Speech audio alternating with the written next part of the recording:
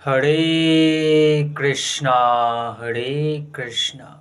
चलिए भक्तों, मैं आज आपको बताऊंगा कि आखिर मैं हमेशा श्री कृष्ण की भक्ति करने को ही क्यों कहते हैं, या फिर ऋषि मुनि सभी महात्मा सभी आचार्य वेद शास्त्र ग्रंथ उपनिषद वेद सभी जो है श्री कृष्ण की भक्ति करने को ही क्यों कहते हैं। सभी देवी देवता सभी भगवान सभी पुरुषोत्तम ईश्वर जो भी हैं सभी श्री कृष्ण की भक्ति ही क्यों करते हैं, क्योंकि सभी आनंद चाहते हैं। तो आज मैं बताऊंगा कि श्री कृष्ण की भक्ति ही क्यों ना।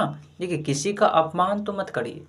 जैसे मैंने बताया कि श्री कृष्ण से महाविष्णु आए हैं, गर्भोदक्षाय विष्णु, कानोदक्षाय विष्णु, फिर क्षीरोदक्षाय विष्णु। तो ये सभी श्री कृष्ण के अंश हैं, इसलिए भगवान कहे जाते हैं। जिस प्रकार जिस भी प्राणी में जिस भी व्यक्ति में भगवत गुण भगवान का जो गुण है वो क्या कहते हैं, जब प्रकाशित हो जाता है, जब दिखने लगता है भगवान का गुण प्रकाशित हो जाता है तो उसे भी भगवान कहते हैं। ऋषि मुनि सभी को तो भगवान ही कहते हैं, संत को भी भगवान कहते हैं। इसका माने ये नहीं कि वो भगवान ही है, वो भगवान का रूप है, इसलिए हम उसे भगवान हम उन्हें भगवान कहते हैं। तो शिव विष्णु गणेश जो भी हैं सभी भगवान कहलाते हैं, क्योंकि सभी पुरुषोत्तम भगवान श्री कृष्ण के अंश हैं, इसलिए भगवान कहलाते हैं। उनका एक सनातन अंश है आत्मा, वो भी भगवान कहलाता है। तो भगवान के अर्थ में भेद मत करिएगा। जो भी श्री कृष्ण के अंश हैं सभी भगवान कहे जाते हैं, किंतु मूल तत्व मूल परमेश्वर वो श्री कृष्ण है।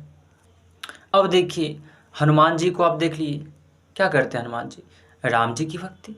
तो राम जी की भक्ति करते हैं, इसका मतलब शिव जी आ जाते हैं, विष्णु जी, गणेश जी, महालक्ष्मी, दुर्गा, ये सभी सामने यदि आ जाते हैं हनुमान जी के, तो क्या उन्हें भगा देते हैं? उनका भी सम्मान करते हैं, उनकी भी पूजा करते हैं। तो मैं कहता हूँ कि भक्ति हमेशा निरंतर मन से श्री कृष्ण की करो, किंतु पूजा सभी की करो। माने सामने यदि माता दुर्गा शिव जी कुछ भी आ जाए तो उनका सम्मान करो। पूजा करने का तात्पर्य क्या, उनका सम्मान। तो सम्मान सभी का करो, पूजा सभी का करो, किंतु भक्ति कृष्ण की करो, केवल श्री कृष्ण की, केवल एकम, और किसी की नहीं। जैसे हनुमान जी को देखो ना, केवल श्री राम की भक्ति, श्री कृष्ण के राम रूप की भक्ति वो करते हैं, केवल राम रूप के। लेकिन सामने यदि कोई भी उनका रूप आ जाए, कोई उनका अंश आ जाए, कोई भी उनका दास आ जाए तो उनको नमन करते हैं, ये पूजा हुआ। उसी प्रकार सरस्वती पूजा, दुर्गा पूजा, गणेश पंचमी, ये गणेश पूजा होती है, बसंत पंचमी आती है, नवरात्रि का दिन आता है, फिर जितने भी पर्व त्यौहार होते हैं, छठ पूजा वगैरह, सूर्य की पूजा, सभी की पूजा करिए। उस दिन जिस देवता की पूजा हो पूजा करिए, वो तो क्षणिक है ना, क्वेश्चन पूजा करेंगे आप, किंतु भक्ति हमेशा करनी है तो वो श्री कृष्ण की करिए। सभी देवता ईश्वर भी श्री कृष्ण की आराधना करते हैं। देखिए, आपको जो भी चाहिए सांसारिक वस्तु, ये नहीं मैं श्री कृष्ण की भक्ति करने को कह रहा हूँ माने वो ही सब कुछ देंगे, दे सकता है। विष्णु ब्रह्मा शंकर 33 करोड़ जो भी देवी देवता हैं, किसी एक की पूजा कर ले आप, अग्नि की पूजा कर ले, या फिर सूर्य की पूजा कर ले, केवल वरुण जल की पूजा कर ले, केवल पृथ्वी की पूजा कर ले, एक मंत्र का हमेशा जाप करते रहे, एक भी किसी नाम को जप करे, तो भी आपको सब कुछ सांसारिक वस्तु मिलेगी, सब कुछ मिलेगी, केवल एक देवी देवता की पूजा करने से, केवल एक, किंतु मुक्ति नहीं मिलेगी। हमारा जो आत्मा, मैं जो आत्मा हूँ, शरीर है, तो इस मानव जीवन का उद्देश्य है मुक्ति, तो मुक्ति नहीं मिलेगी। तो सांसारिक वस्तु के लिए ठीक है, जो सामने है सभी का सम्मान करिए, माने पूजा करिए, किंतु भक्ति केवल श्री कृष्ण की, क्योंकि हनुमान जी श्री राम की भक्ति करते हैं, श्री राम जी कृष्ण की भक्ति करने को श्री राम जी शिव जी की भक्ति करने को कहते हैं, और शिव जी की आज्ञा है, अनेक शास्त्रों प्रमाणों में लिखा है, श्री कृष्ण की भक्ति करने को कहते हैं शिव जी। हनुमान जी की आज्ञा श्री राम की भक्ति, राम जी की आज्ञा शिव जी की भक्ति, और शिव जी की आज्ञा कृष्ण की भक्ति। तो ओवरऑल श्री कृष्ण की ही भक्ति करना होगा। बात समझ में आई? क्योंकि वही स्वयं भगवान है। आप कहिएगा हम किसी की पूजा करते हैं, हमें जो चाहता हूँ वो मिल जाता है।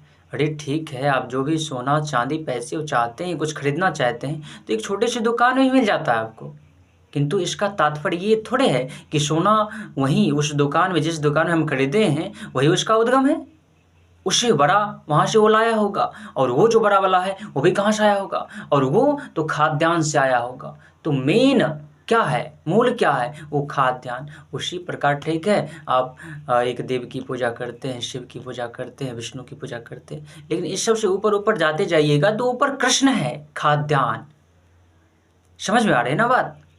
तो केवल अंतर नहीं समझना है, अंतर सभी श्री कृष्ण के अंश हैं, इसलिए सभी भगवान कहे जाते हैं, और सभी भगवान ही हैं क्योंकि भगवान के अंश।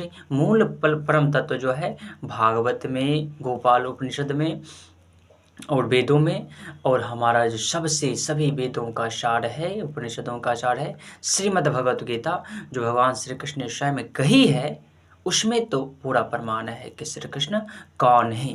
तो कुछ नहीं जानना चाहते हैं तो केवल श्रीमद् भगवत गीता स्वयं मिले तो पढ़िए, या नहीं मिले तो कोई बात नहीं, सम्मान सभी का करिए, अपमान किसी का न करिए, नहीं तो नाम अपराध हो जाएगा।